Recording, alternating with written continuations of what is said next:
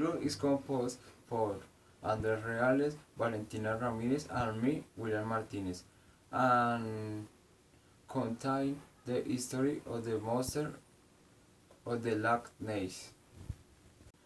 The history of the day is the legend of the monster of the Loch Ness. The monster of the Loch Ness is the legend originally of the Scotland in Europe. The history of the Loch Ness beginning in the weather of the Loch Ness, where believed the monster is a victory. In the Loch Ness, in the Loch Ness are ubicated in Scotland, in Europe, and the people say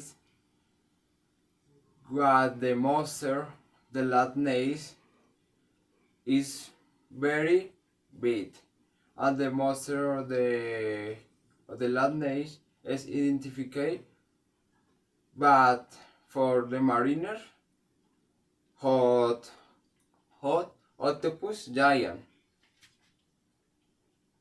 but but is incorrect, and other people say the monster of the Loch Ness is a dinosaur.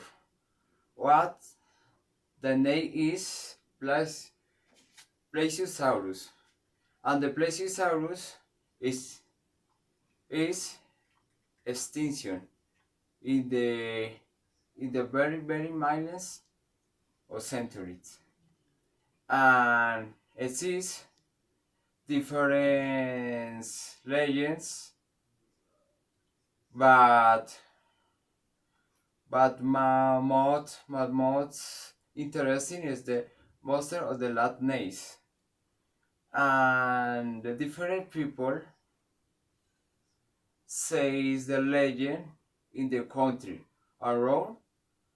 around the world is very famous, and in this contest the history of the monster of the Loch Ness say for my parents.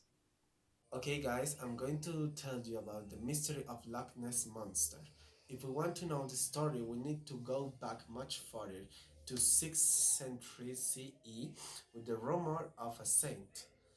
Saint Columbus was an Irish monk who traveled through Scotland in 573.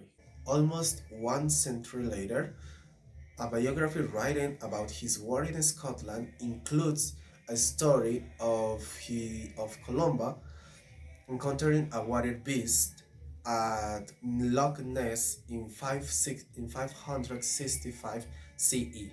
The tale said that Columba found a group of locals that was burning a body of a man that has been snatched and mauled by a water beast while swimming.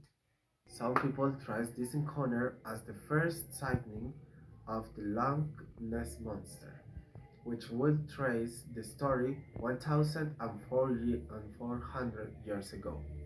Fast forward to 1817, and newspapers as the San Francisco Call and the Covering Evening Telegraph printed stories about sea serpents with multiple reports continuing years after year.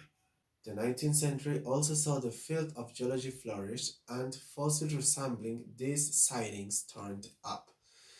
So did speculation that sea serpents were real, sparking a debate that questioned how long dinosaurs lived and if they might still linger in the present. These sightings likely informed later tales of the Loch Ness Monster. Even back then, one commonly theory explained these sightings was the survival of a prehistoric marine creature of its descendant. Interestingly, mentions of the Plesiosaurus were included in science fiction in 19th and 20th centuries. For example, stories like Journey to the Center to the Earth, and The Lost World.